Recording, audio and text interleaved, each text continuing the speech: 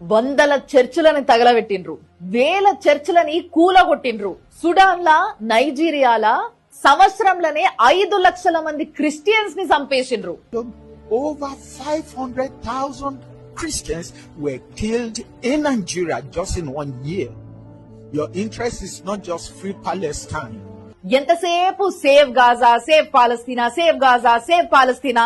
అరే 5 లక్షల మంది క్రిస్టియన్స్ ని చంపేసిండ్రు అని అంటే ప్రతి రోజు దాదాపుగా 1400 మంది క్రిస్టియన్స్ ని చంపుతున్నారు. మరి ఆ లెక్కన చంపుతుంటే ఎవ్వరు ఒక మాట మాట్లాడరు, ఒక ర్యాలీ తీయరు, ఒక డిబేట్ పెట్టరు, ఒక నిరసన తెలుపరు, ఒక క్యాండిల్ ర్యాలీ చెయ్యరు. ఏంది అంటే వాళ్ళు నల్లగున్నారు కాబట్టి, నల్ల జాతోళ్ళు కాబట్టి క్రిస్టియన్స్ కాదనుకుంటున్నారా, లేకపోతే నల్ల క్రిస్టియన్స్ అవసరం లేదనుకుంటున్నారా, లేకపోతే పేద దేశంలో ఉన్న క్రిస్టియన్స్ కాబట్టి వాళ్ళతో మాకేం పని అనుకుంటున్నారా, లేకపోతే అసలు క్రిస్టియన్సే కాదనుకుంటున్నారా? సంటి పిల్లలు పెద్దోళ్ళు అన్న తేడా కూడా లేకుండా తిండి పెట్టకుండా ఎండబెట్టి చంపిండ్రు, వాళ్ళని కొట్టి చంపిండ్రు, నరికి చంపిండ్రు, చెట్లకు ఉరేసిండ్రు, రేపులు చేసిండ్రు, కాల్చి చంపిండ్రు.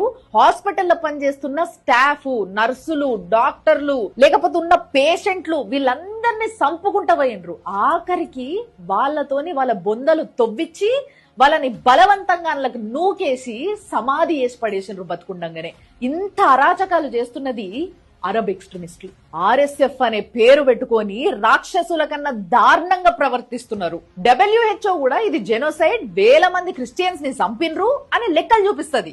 కానీ UN ఏం చేయదు, USA ఏం చేయదు, ట్రంప్ ఏం చేయడు. అంటే పాకిస్తాన్ కి ఇండియాకి లొల్లాపిండు, వార్ ఆపిండు అనేసి అంటారు కదా. మరి ఇప్పుడు ఇంత మందిని చంపుతుంటే, ఇంతమంది క్రిస్టియన్స్ ని చంపుతుంటే ఎందుకు ఆపుతలేడు? 2023లో స్టార్ట్ అయిన ఈ అరాచకాలు ఇప్పుడు పీక్ స్టేజ్ కి వచ్చినాయి. కానీ ఎవ్వరు మాట్లాడతలేరు. ఎందుకు?